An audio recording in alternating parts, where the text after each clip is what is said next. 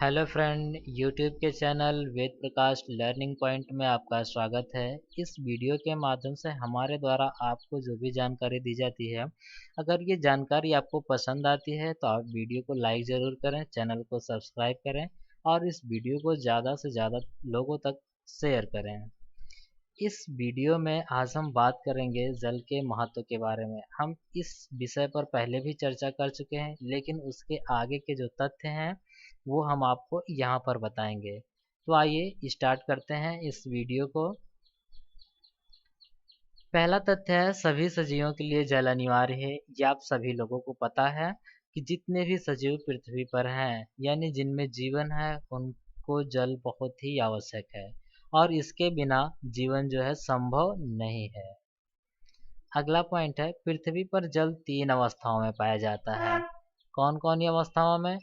ठोस अवस्था, द्रव अवस्था और गैस अवस्था। ठोस अवस्था का मतलब होता है कि जिसे आप छुएं तो कठोर महसूस हो। अब जल की कौन सी अवस्था है जो ठोस अवस्था में मिलेगी?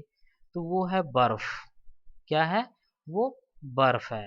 ठीक है, यानी बर्फ की जो ठोस अवस्था है, ओ सॉरी, जो जल की ठोस अवस्था है वो क्या है? बर्फ है। दूसरी अवस्था है द्रव। द्रव यानी जल की दूसरी अवस्था द्रव है। ठीक है, यानी ये द्रव रूप में पाया जाता है। सामान्यतः जल को आप देखेंगे तो ये द्रव रूप में पाया जाता है। ठीक है, जिसे आप पीते हैं पानी कहते हैं। ठीक है, यानी जल वो द्रव रूप है। तीसरा अवस्था है इसका गैस। गैस यानी जल को आप जब गर्म करते हैं तो ये वाष्प में, या जिसे भाप कहते हैं आप, इसमें परिवर्तित हो जाता है। तो जल को जो तीसरी अवस्था है वो क्या है? गैसीय अवस्था है। ठीक है, इन तीनों को मिलाकर कह सकते हैं आप कि जल की 3 अवस्थाएं होती हैं, या 3 अवस्थाओं में पाया जाता है, या 3 रूपों में पाया जाता है, जैसा भी आप समझ सकें। अगला पॉइंट है कि जल चक्र द्वारा जल की आपूर्ति बनी रहती है। ठीक है, फिर भी विश्व के अनेक भागों में उपयोग योग्य जल की कमी है। पिछली वीडियो में हमने आपको बताया था कि जल चक्र क्या है। एक बार फिर बता देते हैं कि महासागरों और स्थलीय भागों के जो जलाशय हैं उनके बीच जल की आपूर्ति वर्षा द्वारा होती रहती है। यानी महासागरों से क्या होता है? वाष्पन होता है। वैसे वाष्पन की क्रिया पृथ्वी के समस्त भाग से होती है। ठीक है, और वाष्पित जल क्या करता है? ये संघनित होकर वर्षा करता है। तो महासागरों से जो अत्यधिक जल वर्षा के वाष्पन होता है और उसका क्या करता है, फिर वर्षा होती है। वर्षा का जल जो है वो जल धरातल के अन्य जलाशयों में क्या होता है? आ जाता है। यानी समुद्र से जल निकलकर धरा पर आ गया, भूमि पर आ गया। ठीक है, और वही जल क्या होता है? भूमिगत जल में चला जाता है। ठीक है, यानी भूमि के नीचे रिस रिस कर जाता है, उसे क्या कहा जाता है? भूमिगत जल कहा जाता है। अब भूमिगत जल का हम उपयोग करते हैं हैंडपंप और ट्यूबवेलों से निकाल कर। पुनः वो कहाँ जाता है? सरफेस पर आ जाता है, वाष्प बनकर उड़ जाता है। पुनः बारिश होती है। बारिश के बाद क्या होता है? यही जल जो है नदियों में बहकर समुद्रों में चला जाता है। तो इस प्रकार से जल चक्र चलता रहता है और जल चक्र के ही द्वारा पृथ्वी पर जल की आपूर्ति बनी रहती है। इसी को क्या कहा जाता है? जल चक्र कहा जाता है। ठीक है, और इसी से विश्व के अनेक भागों में जल की आपूर्ति बनी रहती है। लेकिन विश्व के बहुत से भाग ऐसे हैं जहाँ पर जल की कमी रहती है। उसका कारण है कि वहाँ पर वर्षा का ना होना, भूमिगत जल में कमी होना आदि। विश्व के विभिन्न भागों में जल का वितरण असमान है। इसका मतलब है कि विश्व के बहुत सारे ऐसे देश हैं जहाँ जल की बहुतायत मात्रा में उपलब्धता है। कह सकते हैं आप अपने भारत में देखिए, भारत के लगभग सभी राज्यों में भूमिगत जल उपलब्ध है। कुछ कारण है ऐसा, कुछ जगहों पर उपलब्ध नहीं है, लेकिन अधिकांश भागों में भूमिगत जल उपलब्ध है। जलाशय हैं, झरने हैं, वहाँ से जल उपलब्ध है। लेकिन विश्व के कुछ ऐसे भी देश हैं जहाँ पर जल उपलब्ध भी नहीं है ना? दुबई वगैरह है, वहाँ पर जल उपलब्ध नहीं है। बहुत अन्य प्रसाधनों से जल वहाँ उपलब्ध होता है जो पीने के काम में लाया जाता है।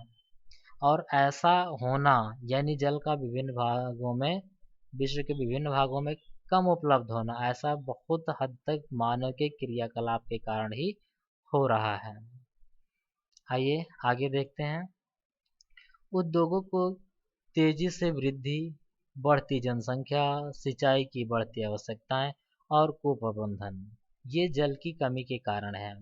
यानी उद्योग तेजी से बढ़ रहा है और जितने भी उद्योग लगे हैं उनमें लगभग बहुत सारा जल उपयोग किया जाता है।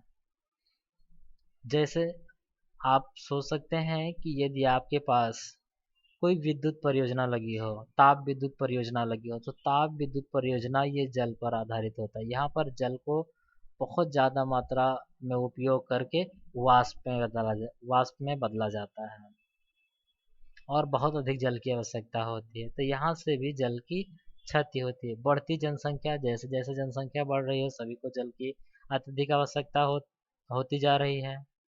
सिंचाई की बढ़ती आवश्यकताएं, यानी कृषि के क्षेत्र में भी क्या हो रही हैं, जैसे जनसंख्या बढ़ रही है तो कृषि की भूमि की भी लोगों को जरूरत हो रही है और सिंचाई के आधुनिक संसाधनों की भी जरूरत पड़ रही है जहाँ बहुत ज़्यादा जल का उपयोग हो रहा है।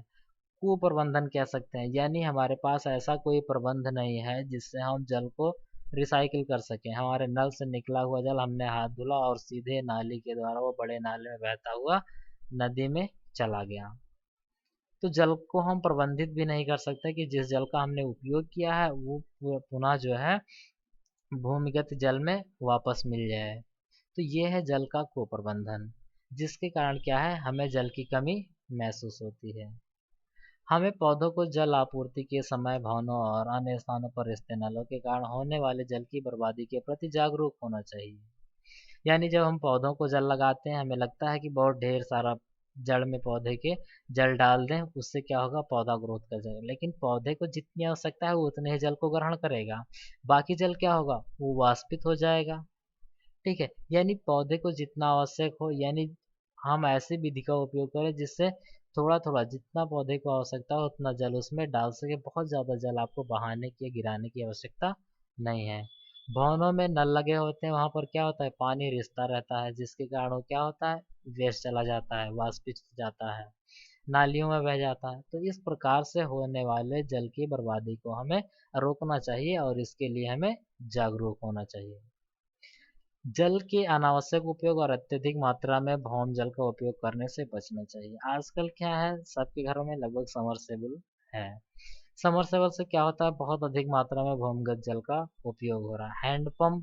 हैंडपंप पहले किसी किसी के यहाँ होता था, आज लगभग गांव के हर घर में हैंडपंप उपस्थित है। तो ऐसा होने से बहुत अधिक मात्रा में भूमिगत जल का उपयोग हो रहा है, यानी भूमि में जो जल संचित है उसका ऊपरी सतह पर ले आना और वो पुनः वाष्पित हो जाना। ठीक है, ये भूमिगत जल का उपयोग है, उपयोग कह सकते हैं या फिर इसके दुरुपयोग कह सकते हैं, क्योंकि बहुत ज़्यादा भूमि से जल निकाल लिया जाता है और उसका उपयोग जो समुचित उपयोग यानी हम अपने उपयोग के लिए करते हैं वो बहुत कम मात्रा में करते हैं और बहुत वेस्ट हो जाता है। जैसे हमें नहाना है तो नहाने के लिए हमें यदि 2 बाल्टी की आवश्यकता है तो हम 3 बाल्टी पानी भूमि से निकाल लेते हैं और 1 बाल्टी जो अतिरिक्त है वो क्या होता है, बेकार चला जाता है।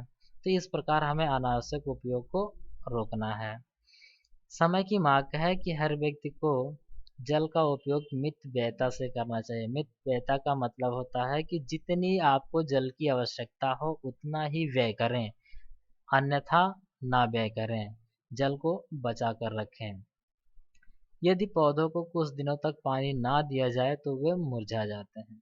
पौधों को यदि कुछ दिनों तक आप पानी ना दीजिए वो मुरझा जाएंगे और अंततः सूख जाएंगे। क्यों? क्योंकि उनको पानी की आवश्यकता है। शुरुआत में ही आपको बताया गया कि जितने भी जीव हैं उनको क्या है, जल की आवश्यकता है। तो हमारी ये वीडियो के माध्यम से दी गई जानकारी आपको कैसी लगी, हमें आप लाइक, कमेंट, शेयर करके ज़रूर बताएं। धन्यवाद।